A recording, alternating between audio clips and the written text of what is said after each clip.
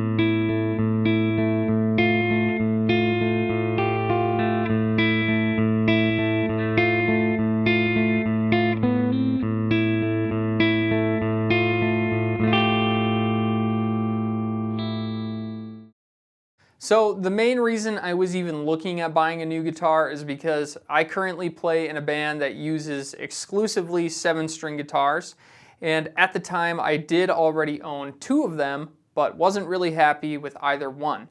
I owned a Schecter Omen 7 Extreme as well as an Ibanez RG, I think it was the 74321. Now the Schecter, it was a great guitar for the money, but the biggest issue I had was that it just wasn't very comfortable to play.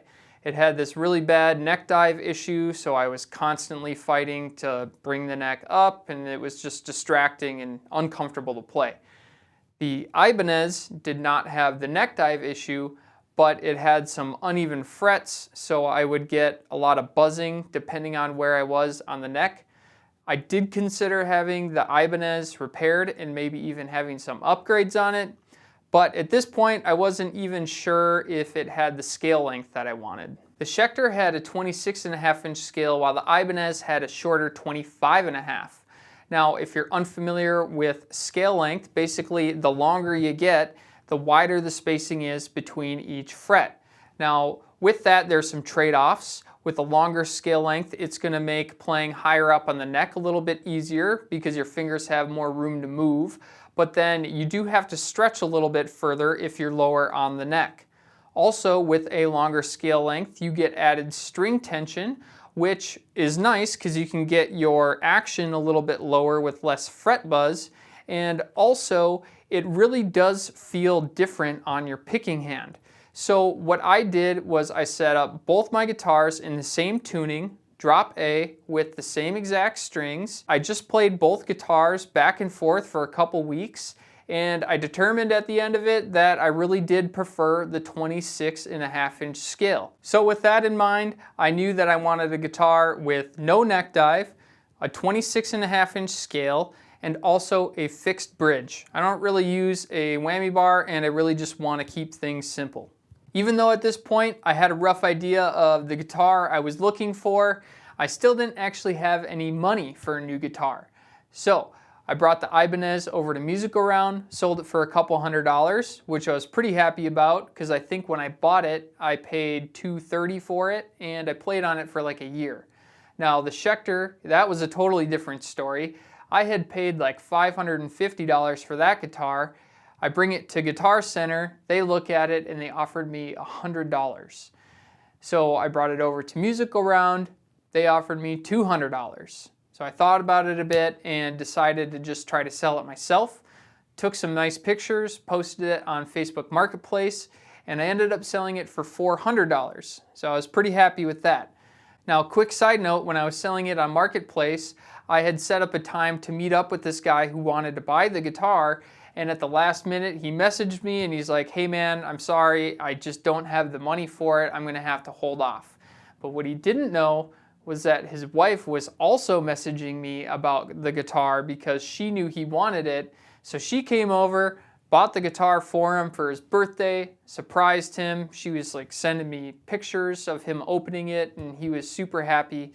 So that was fun and I'm glad it went to someone who could appreciate it. So now that I had some cash to put towards a guitar, I went to a few local shops to try out some 7-strings.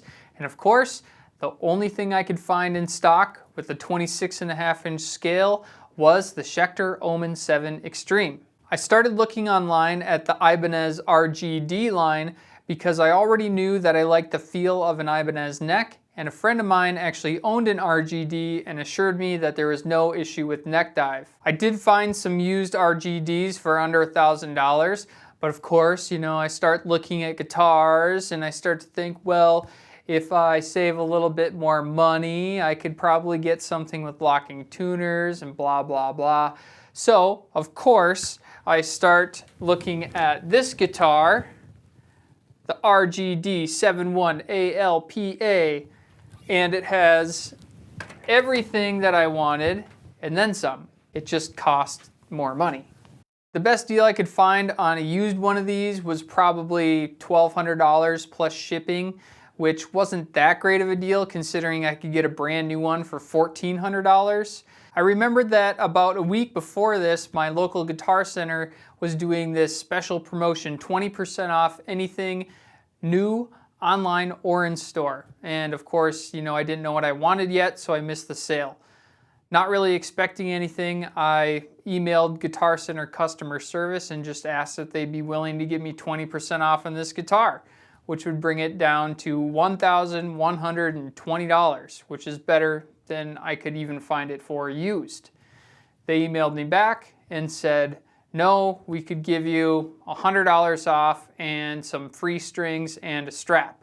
Now, I had also emailed Sweetwater about this guitar and they actually offered me $200 off.